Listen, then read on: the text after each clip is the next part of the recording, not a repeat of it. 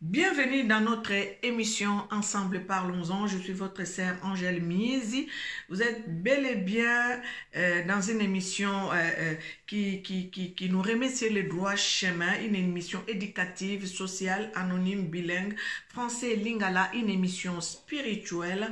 Donc aujourd'hui, nous voulons parler du comportement en fait de nos serviteurs, des enfants de Dieu, des gens qui servent l'Éternel. Comment est-ce que nous devons nous comporter? Nous voulons un peu dénoncer ce qui est mal aux yeux de l'Éternel et ce qui fait mal aux hommes en ce moment-ci. Tolobaki tokolobela ba makambo yo etali lolenge nini tokoki kotambola na kati ya lingomba lelo nangina na loba comme j'avais promis la fois dernière tomoni ete makambo ya mbongo ezali kokabola bana nzambe mingi to basali na nzambe mingi na kati ya ba relation eza ko bebisela basali na nzambe ba relation eza ko bebisela bana na nzambe ba relation likambo yo etali mbongo na kozwa ndakisa ya mama oyo nazala na pusana pembeni na pusana pembeni na ye pe na mona bizaleli na ye to mona pe na ba témoignage ya bato mususu pe to yoka na ba témoignage ya bato mususu lolenge nini mama wana abandaki ko se comporter po ete ayeba kotambusa lingomba na ye pona ko garder dignité ou bien pona ko garder vision ou soit pona ko garder bonzambe kati na ye moto asomba manambongo te po ete ateka te lipamboli oyo nzambe ayebaki kopesa ye. Bandeko yambo ngai na banda kokota na kati ya émission na ngai na mozindo na koyeba kopesa bino verset biblique o ezali na 1 Timothée 6 na verset nango 10. Donc 1 Timothée 6 chapitre 6 verset 10 na koyeba kotanga lokola eza molai mingi te na koyeba kotanga 1 Timothée na chapitre 6 10 balobi boy. Car l'amour de l'argent est une racine de tous les maux et quelques-uns en étant possédés se sont égarés loin de la foi et se sont jetés eux-mêmes dans bien des tourments. Bandeko tango tozali kosalela nzambe, tango tozali kolanda nzambe, tango tonzimeli nzambe, esengeli na biso to s'éloigner na bolingo ya mbongo. Oyebi soki mutu aza na bolingo ya mbongo koleka nzambe, akoyeba même pas koluka kosunga ba oyo bazali na bosenga ya mwa makoki oyo yaza nango pona ye mbongo ekoma nzambe na ye. Yango moni nzambe alobaki tolinga mbongo te koleka. Ni ne peut servir deux maîtres ou soit ako haïr mususu ako linga mususu. Donc voilà pourquoi l'Éternel et Dieu est en train de nous parler dans les livres de 1 Timothée 6 et 10 parce que beaucoup sont tombés dans les pièges de l'ennemi à cause de l'argent. Bien aimé, beaucoup d'enfants de Dieu, beaucoup de serviteurs de Dieu ont troqué. Ça veut dire ils ont fait du troc, ils ont donné leurs dons à l'air bandimi, à l'air fidèle. Pourquoi? Parce que les fidèles a beaucoup d'argent, les fidèles viennent à l'église, les fidèles a beaucoup d'argent et les pasteurs perdent ses moyens au devant de ces fidèles-là parce que ces fidèles a beaucoup d'argent. Bokomona moto aye na kati église azana bambongo na ye pasteur aza désarmé liboso moto wana ata moto wana azo sala mabe na kati église pasteur akoka koloba eloko te mosali na nzamba akoka koloba ne eloko te. Pourquoi? Parce que ayebi ke soki alobi na moto wana quelque chose moto wana akokanga saki na ye ou bien akokanga poche na ye akopesa lisusu te. Pasteur ndeko mosali na nzambe, mama mosali na nzambe, papa mosali na nzambe, soki ozo tambusa lingomba na lolenge wana bandeko yeba ke ozo teka bokonzi na yo, ozo teka pouvoir na yo, ozo teka eloko ya motuya o esomba na mbongo te o nzamba pesa yo. Parce que tout ce que Dieu nous a donné, ce n'est pas à prix d'argent. Tout ce que Dieu nous a donné, c'est spirituel. Et les choses spirituelles n'ont pas de prix. Parce que tout ce qui est spirituel, tout ce qui est divin, bien-aimé, ça ne s'achète pas. C'est un don que l'Éternel dépose en toi et que ces dons, c'est pour sa seule gloire, c'est pour exercer, pour sa seule gloire. Mais quand yozo zwa don wana, ozo te kango lokola lisolo ya lanti ya Jacob na Esaü, yaya bako boto la yo kimukolo, bako boto la yo kibonzambe. Pourquoi? Parce que toi tu aimes beaucoup plus l'argent. Aujourd'hui, j'aimerais parler d'une maman où j'ai eu la grâce de m'approcher un peu, de voir cette maman, d'écouter les témoignages de cette maman, comment elle a réussi pour maintenir la vision que l'Éternel lui avait accordée, lui avait donnée pour la délivrance de ses enfants. Bien aimé, je vais souligner, je vais parler de Maman Langui. Avant de rentrer dans des détails, je vais vous donner les témoignages de cette maman, ce que j'ai pu voir, ce que j'ai pu entendre. Cette maman ne dépendait pas de l'argent, des offrandes que les gens amenaient vers elle ou amenaient dans son église ou dans son ministère, dans le panier des offrandes. Elle ne comptait pas sur ça. Les gens qui ont approché cette maman ou les gens qui ont vécu ce que je suis en train de dire peuvent en témoigner même dans les commentaires pour dire que cette maman, tu pouvais lui amener une enveloppe. Elle n'ouvre même pas l'enveloppe. Elle veut même pas savoir qu'est-ce qu'il y a dans cette enveloppe.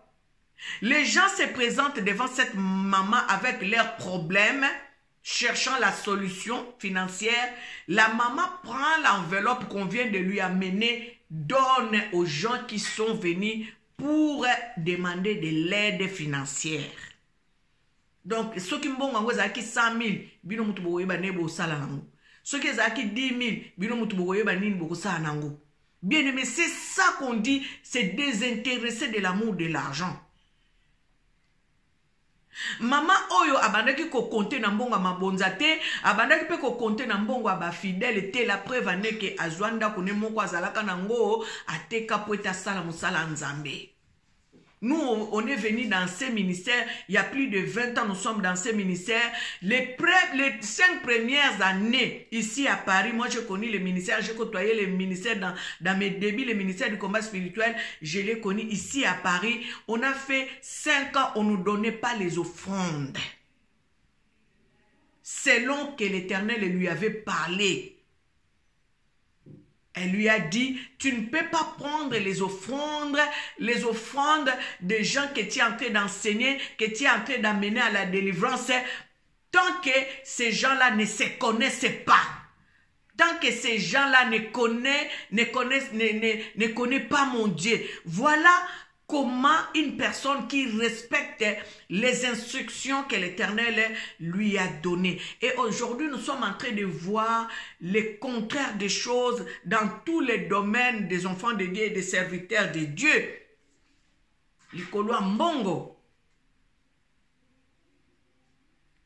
Maman oya zalaki koteka babubu, ateka kabiloko do so fongola ba restaurant, afongola ba école, afongola. Pourquoi? Parce que alingi ko dépendre na mbongo ya mabonza te. Alingi pe ko dépendre na mbongo yo ya ko bato ba yela kayete. Pour ne pas troquer la mission que l'Éternel et Dieu lui avait donnée. Et je dis qu'elle avait raison parce que si elle n'avait pas obéi aux instructions que l'Éternel lui avait données, le ministère n'allait pas prendre cet envol qu'il a pris. Le ministère n'allait pas évoluer, le ministère n'allait pas partir dans le monde entier. Tout simplement parce qu'elle a respecté. Je vais vous donner un témoignage. Il y a un papa qui vivait au Congo démocratique. Et ce papa vivait à l'intérieur du pays. Ses papas avaient des moyens. La personne s'est approchée de maman Langui. Elle lui a donné une enveloppe de 50 000 $. Mais quand la personne est venue, la personne a prononcé une phrase devant maman. Et quand la personne est partie, maman, le Saint-Esprit lui a dit de remettre cet argent à la personne qui lui avait amené les 50 000 $. Bien-aimé, nani yango akoki kosala ngo, nani yango akoki kotosa na biso toza na kati ya Kinshasa, na kati ya Afrique, muto ayeli yo 50 000 $. Après avoir écouté la voix de Dieu, maman Langui remet, le même jour, la personne a été rappelée pour revenir chercher son argent.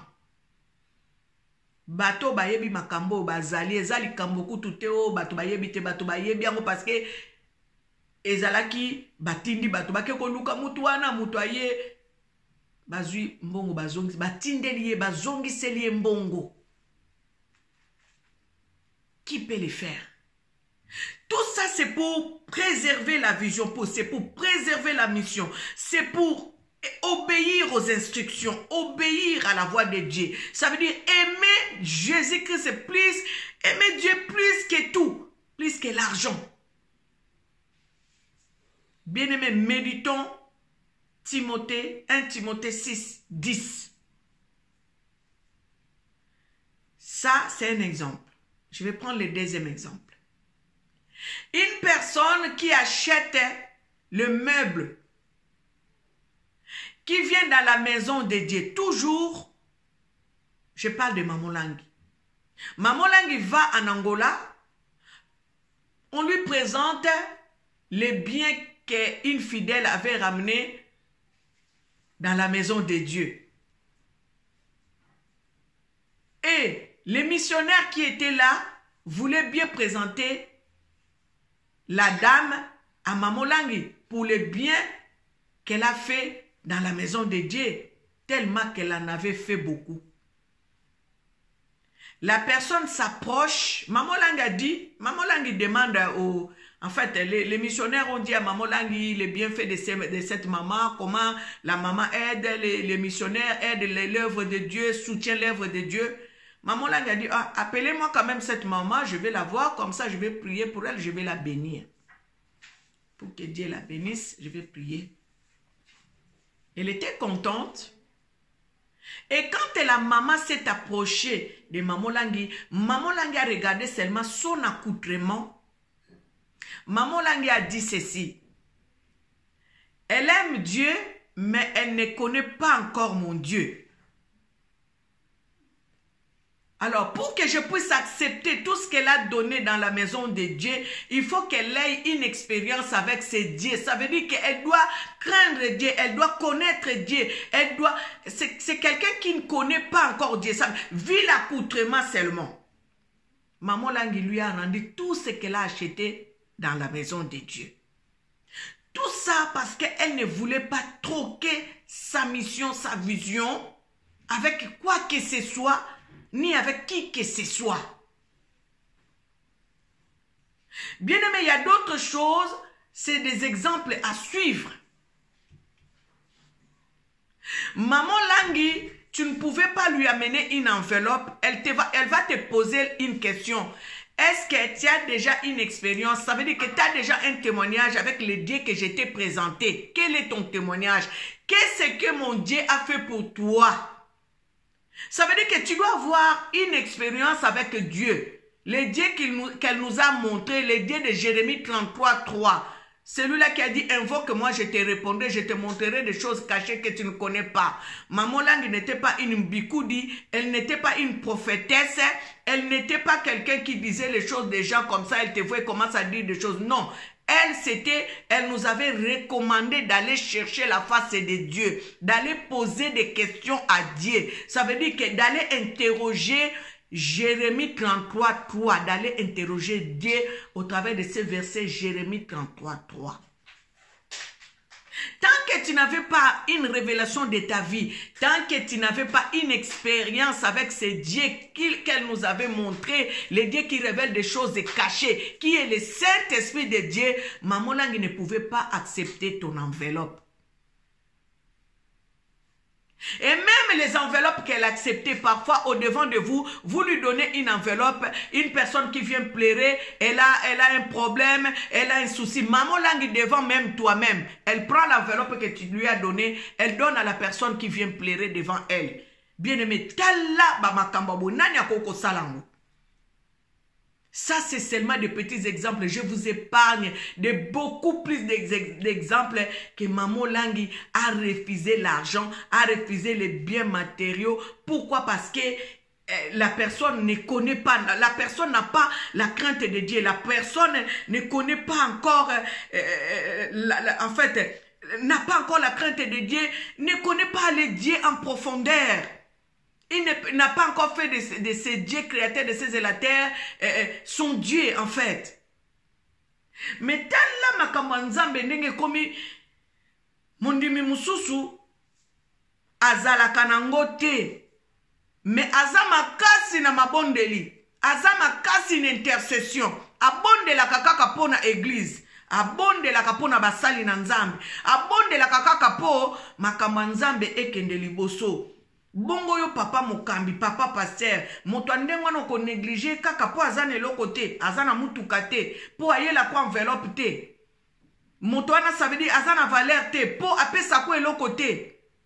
Ndenge nini tozo kumbela makambo nzambe, papa pasteur, mama pasteur, évangéliste, basali na nzambe, parce que makambo ndenge tozo monela ngo ndenge zo kendele, e komi ka mbongo na mbongo, ça soko za na mbongo kutu to wana valeur te.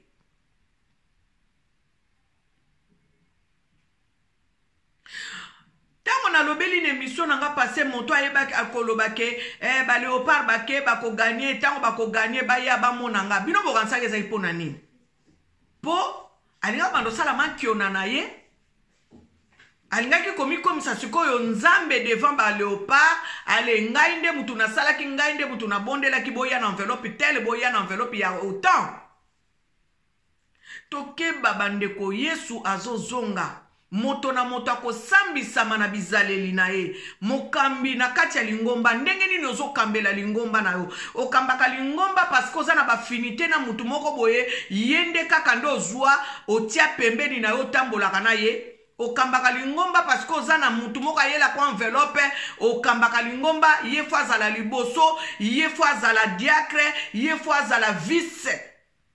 Pourquoi? Parce qu'après ça comme enveloppe tata ozo kambali ngomba na ondenge nini vision nzamba pesa yo d'instruction nzamba pesa yo est-ce que ozo tosa ou bien ozo troka d'instruction ou bien ozo teka likabona yo o nzamba pesa yo ndenge moko pe tozo mona na bayembi na nkolo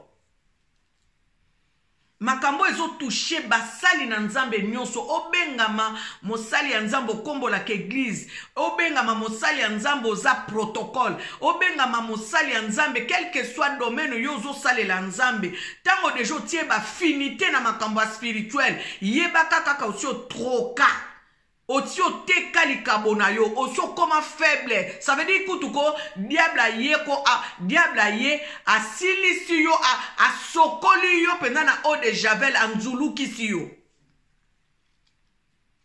Makamanzambe nene to otambusa yango. Makamanzambe batambusa yango na sentimate. Makamanzambe batambusa kango te na ndenge ke il faut ye pinga te makamanzambe za bongo te. Mangamanzambe soko komi na église ozo mona kake o pire ngai mutu aza pembeni nanga ça veut dire pire ngai nde yebaka kake molimo eza asuti mangamanzambe za ya ba pire te mangamanzambe za molimo toke babande kondenge tozo tambusa makamanzambe toke babande kondenge tozo tambusela makamanzambe makamanzambe soki molimo mosanto alobi na yo te ko sala te sala o nzambe akoyeba ko sepela alobi te mwana na ngai na sepeli na eloko oyo sali me ko sala te na ndenge ke nzamba pesa o mokongo sala makambo na ndenge na yo nzambe kutu azala te otuna wape kutu nzambe te otuna nzambe te. Mama nzambe batunaka volonté nzambe. Volonté nzambe eza ndenge nini? Mama nzambe eza makambo mutu te o, aye na jeep na ye, aye na bambongo na ye, omona batu wana nde sikoyo, bozwi bopesi bango ba place ya liboso. Bato okuto bamona bana na bino, bandeko na bino, ba frère na bino, o bozala na bango. Ça veut dire que bamona pasi, bokota ba prière ensemble, bomata ba montagne ensemble, bokota ntingo ensemble, po nini église ya munene, eza ekome s'épanouir. Bato wana tango yo komi siko pasteur komi onction ye obosani bato yo bandana bango na ba faible commencement omoni bato ba ye na kati église na yo bakomi kopesa na ba ordre. Pasteur aussi li valeur devant bato lolenge wana, donc ça veut dire que tu ne contrôles plus rien, tu ne gères plus rien. C'est maintenant mon ndimi mutakomi ko dicter au conduite. Soka lobino wa mama wana te ya lelo, mama wana mutakote ya lelo. Soka lobi tata wana nde mutakote ya lelo, tata wana mutakote ya lelo. Wapi bonzambe? Wapi bonzambe? Mama nzambe batamusa yango bongo te. Mama nzambe za mama molimo. Ezate parce que linga mutu te, ale mama nzambe komi bongo soki yo linga mutu wana te nzamba lobi eza ye. Keba na likambo ya Samuel bokeba. Bokeba. Nzambe aza nzambe. Nzambe akotikala nzambe. Nzambe bakorompaka yete. Bakorompaka yete. Kozala lokola Isaïe te azola kisabana mususu David atinda David na zamba David akataka matiti abokola kabibwele tango likambo lipambole kotelie na ndako azwi bana na ye o a preferaka wana a présenter bango a bombi David. Mais tango nzamba lobaki ezaki David fallait ka David abimaki keba na bato lolenge wana. Frère, pasteur, évangéliste, ba mama ba kambi, ba papa ba kambi. Botika injustice na mama nzambe. Nzamba za ka juste. Nzamba za injuste te. Botika ba préférence. O ezali ba préférence a musuni. Sala préférence ya nzambe. O tango koti mabondeli. Nzamba lobi na yo na lingi mutu boyaza la place wana. Wana eza préférence a nzambe. Okoko contredire angote. Tika mutu wana zala wana. Est-ce que tango yo kota na l'église na yo kota ka même kutu prière otu na nzambe nani okoko sala nae? Ou bien osala ka pona ba sentiment na ona bato ba yela ko ba enveloppe ozo bateke bazo longolo kutu mafuta o nzamba tia yo. Bandimi oyo bozaka na bango tango nyonso ba fidèle ya tango nyonso bazanga kate tongo midi poko bazaka na yo bazana na valeur te kaka mondimi aye sika sikoyo aye na jeep na ye na mituka na ye na bambongo na ye na société na ye surtout bato kutu bazana ba entreprise soki ese akoti na kati église passer a komo lenga devant bato wana bazana ba entreprise. Est-ce que bato wana ba okoti sa biso lola? Pasteur, bomba eloko nzamba pesa yo. Mama pasteur, papa pasteur, ndeko mokambi, évangéliste, ozala bishop, ozala soki nani, lokola ba titre yango pe kome bele.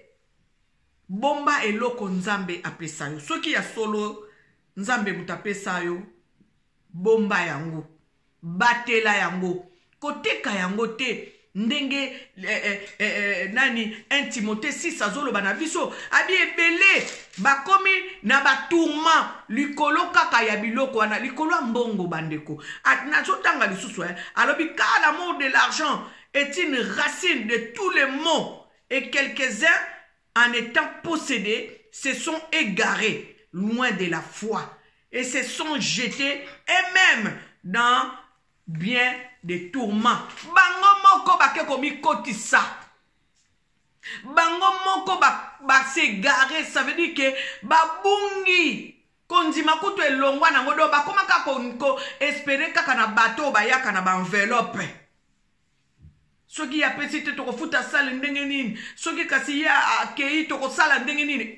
Frère ndeko, wapi nzambe? Nzambo apesa o mission ya kosalela ye. Est-ce que akoki koboyela yo penza asunga yo po ete mission na ye kende liboso po ayebi ke mission ya pesa fo o réussir ango pona ko sauver ba âme. Siko yo komi kozui place ya nzambe komi kobusala na ndenge nozo bongisa na ndenge na. Soko lingi ministère na yo ezala puissant. Zala zwanda kisa ya Maman Langi. Maman Langi n'a pas fléchi devant l'argent. Bato bakoyo koloba o bakoko boloba o bazala ba pusana ba yebi o ba pesa pe ba enveloppe na bango ba mona pedake aye na enveloppe na ye bazwi mbongo wana kaka devant kaka ye mbongo wana ekena maboko ya mobola moko boye ekena mama moko boye ko lela zana biloko ko pesa bana te ekena mama moko boye azana minervala ko futela bana te na misono kaka ozomona mbongo wana ezokende pona koloba une personne désintéressée de l'argent parce qu'elle-même savait comment chercher l'argent. Elle-même, elle savait comment gagner l'argent. C'était une femme d'affaires même avant qu'elle devienne une servante de Dieu. C'était une couturière. Abanda ko tongela basia ba kondi, abanda ki ko organiser ba défilé de mode.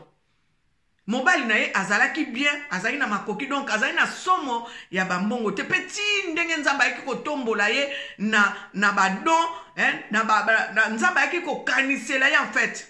Ayaki ko renimere na bolamu oye asalela ye ya koteka ndako na po ete evra nzambe kende liboso nzamba yebaki ko sunga ye na lolenge muso yebaki ko pambole na lolenge mususu mais après avoir kotosa mongongo nzambe ça veut dire que soki nzamba lobine zwa azui soki nzamba lobine kozwa te akozwa te yango na bomoni ministère Maman Langi atambusaki yango na puissance nyonso parce que asfléchissaki te devant maman. Eza banda kisa kozwa.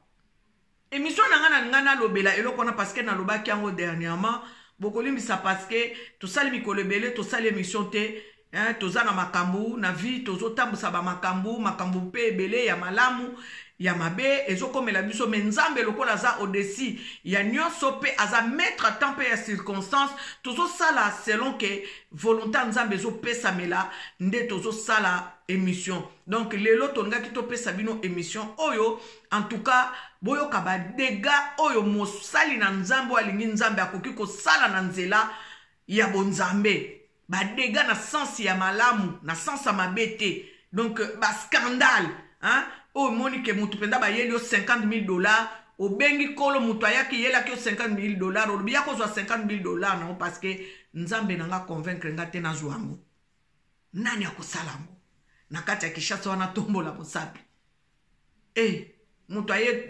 osengite o action de grâce offrande du prophète soki offrande de nini offrande koma ya modèle na modèle asengi yote yo moko ye na ndako na ye opesi olobi mama na ye kopesa yo enveloppe oyo mama vandi akei mama mutu anga akei mama vandi atikali nzamba bite yango te na ya unga wana place wana nazate mama rappeler mutu wana abiboye boye bisa kozwa mbongo na ye mutu aye asungi apesi babonza atali kaka kutrema na bi mama okopesaka tango nzambe nanga ko salela yo nzambe nanga ko bakisela yo ya lisusu okopesaka pour l'instant oyo te bozwa biloko bokende nango nani akosalango ndeko koteka likabo na yo te ne vend pas koteka bonzambe te ndenge mama Blanche ayembi nzembo moko ayembi na koteka bonzambe te na koteka bonzambe te pona biloko mokili oyo koteka bonzambe te pona ba gloire moko éphémère yaya batela bonzambe na yo pozwa gloire éternelle yaya o bakolongola ka yo te couronne o bakobotola ka yo te mususu okende église moko komi makambo ya non yaya koteka bonzambe mususu pasteur ozomona bato moko bayeli yo wana bayena mituka na bango babandi ko influencer yo na ndenge ya makambo mosuni frère pasteur koteka bonzambe te couronne ezozela yo couronne éternelle la gloire éternelle koteka bonzambe te soki omoni ozangi mbongo kofuta sale bandeko beta kayu kala to bana mona ba pasteur balinga obanda kosala te mais mingi ba pasteur alelo bakoma osala po aboyi na ye aboyi ko dépendre na bandimi aboyi ko dépendre na mabonza aboyi ko dépendre na bato bayaka kolinga kozwa place à pasteur akomo pesa pasteur mitindo o ezali ya bonzambe te. Ça veut dire que pasteur a komi affaibli, onction est komi affaibli, autorité est komi affaibli. Bandeko soki muta komi ko perdre autorité na ye na makamanzambe c'est que kufa spirituel c'est kota. Soki bomoni kaka mutaza na autorité spirituelle te kufa nde mute kota parce que bakobando pesa yo ba makambu bakobando dicté o makambu musuni na we banda ko sala ole musuni nzamba sala musuni nde koma ko sala na place a bonzambe wana nde siko e koma ka dangereux pona mukambi ya église. Bana na nzambe oyo tozali kokende na kati ya mangomba, ne soyons pas non plus aussi séduits par l'argent. Tozwa nzambe na biso totia liboso tokende ke église ezaka compétition te, tokende ke église ezaka concurrence te, tokende ke église tokende ko luka elongia nzambe parce que biloko wana soki osi otiango na kati na yo ndoko mona verset biblique oyo ya 1 Timothée 6:10 eza ko interpeller biso.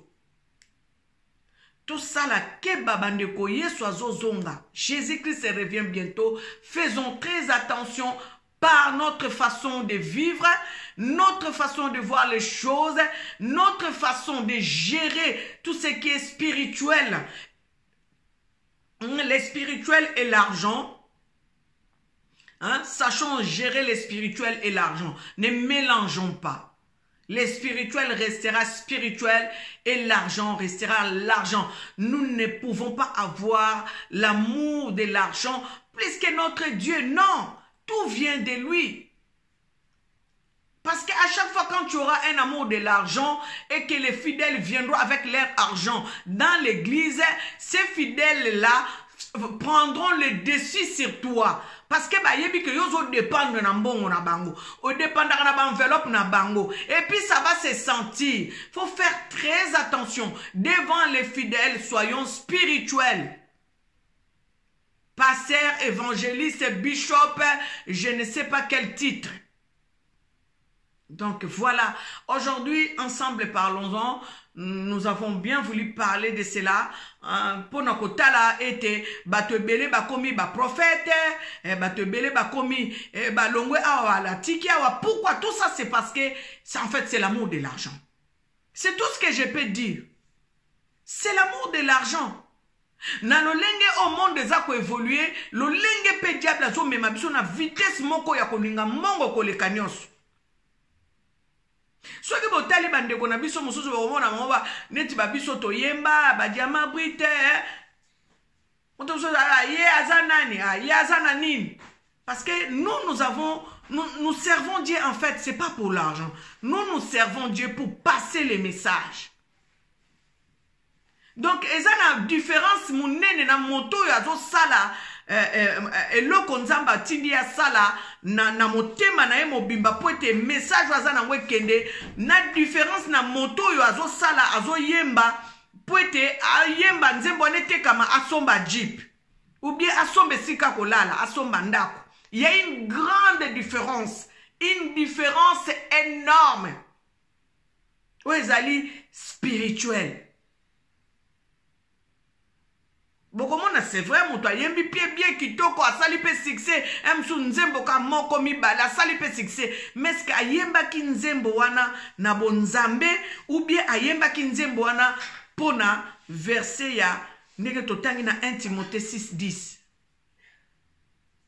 fona yemba ngo po eteka mafonga na zwa mbongo po esali déjà mabe esali tâche.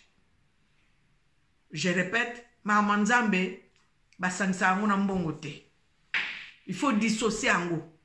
Nazoli bino ndakisa ya Maman Langi. Bokoloba peut-être oui parce que j'ai approché Maman Langi. Bien aimé, à chaque fois tant obiso tozo ko approcher Maman Langi, c'est même elle qui nous donnait de l'argent. Yem to couper son mbongo. Apesi tant ozozonga boy. Muto ya zala pembe na Maman Langi azo enveloppe à Maman Langi te.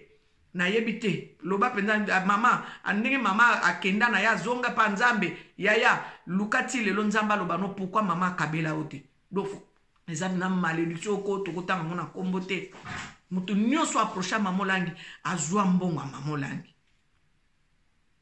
Maman bénissait tout le monde. Maman na ko pambola batu yango moni nzambe pa bande ko zongisela ye. Abandaki ko pambola kaka babola te na msusu ozana ngo ozana bozwi na yo. Oyepe na bozwi na yo mais maman azo kabila yo. Azo peso babubu, azo peso apeso pe enveloppe.